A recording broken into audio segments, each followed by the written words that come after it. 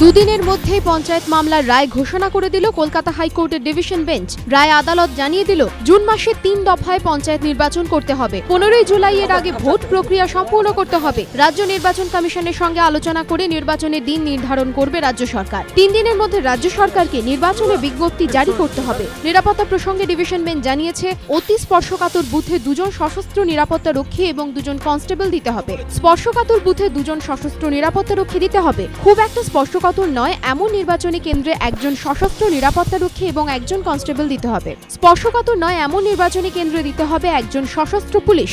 উত্তরবঙ্গ যাওয়ার আগে মুখ্যমন্ত্রী জানিয়েছেন, ডিভিশন বেঞ্চের রায় তিনি খুশি। পঞ্চায়েত মন্ত্রী জানিয়েছেন, ঐতিহাসিক রায়, নির্বাচন হবে জুন মাসেই। ডিভিশন বেঞ্চের রায় মেনে নিচ্ছে কমিশনও। এবার বিমানের জ্বালানি কর ইস্যুতে বিতর্ক। প্রশ্নের মুখে মমতা বন্দ্যোপাধ্যায়ের সরকারের ভূমিকা।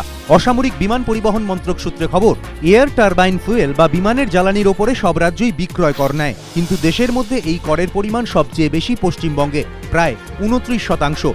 কর কমানোর আবেদন জানিয়ে পশ্চিমবঙ্গ সহ সব রাজ্যকে চিঠি দেয় কেন্দ্র। জানুয়ারি মাসে রাজ্যকে পাঠানো চিঠিতে কর কমানোর আর্জি জানান মন্ত্রকের সচিব, কিন্তু তার কোনো উত্তর এখনও দেয়নি মহাকরণ।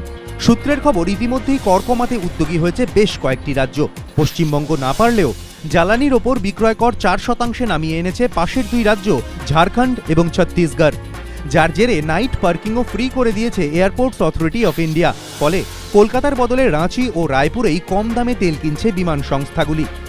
এই পরিপ্রেক্ষিতে সোমবার কলকাতায় এসে ফের সরকারের কাছে কর কমানোর আর্জি জানালেন airports authority of India chairman VP Agarwal.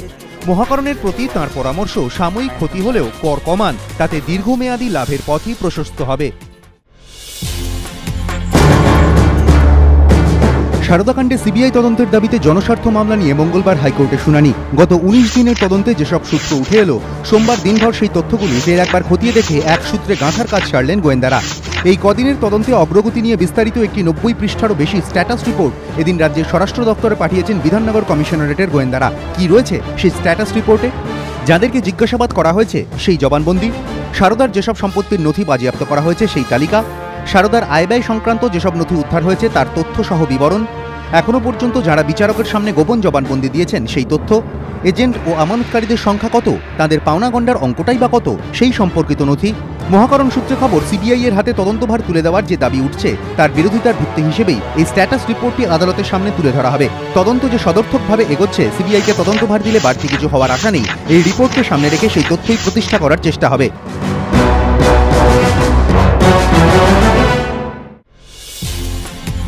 রাজ্যের আর্থিক দুরবস্থার জের দীর্ঘদিন ধরে ডাক বিভাগের পাওনা মেটানো হচ্ছে না, আর সে কারণেই এবার অর্থ দপ্তর সহ বেশ কয়েকটি দপ্তরের চিঠি পাঠাতে অস্বীকার করল ডাক বিভাগ। মহাকরণ সূত্রের খবর, 90 দিন অন্তর বকেয়া মেটানো হয় ডাক বিভাগের, কিন্তু প্রায় 6 মাস ধরে টাকা পাচ্ছেন না ডাক বিভাগ। তার জেরেই এই সিদ্ধান্ত নিয়েছে তারা, যার ফলে সমস্যা দেখা দিয়েছে সরকারি কাজকর্মে। বাম আমলে মোট 4টি সেন্ট্রাল ডিসপ্যাচ অফিস থেকে বিভিন্ন দপ্তরে চিঠি পাঠানো হতো। বেশিরভাগ চিঠি বিলি করা হতো হাতে হাতে, কিন্তু তৃণমূল ক্ষমতায় আসার পর সেগুলি তুলে দেওয়া হয়। তার বদলে পোস্ট অফিসের মাধ্যমে বিভিন্ন সরকারি চিঠি পাঠানোর সিদ্ধান্ত নেওয়া হয়। কোষাগারের হালে সরকারের সেই সিদ্ধান্ত প্রশ্নের মুখে।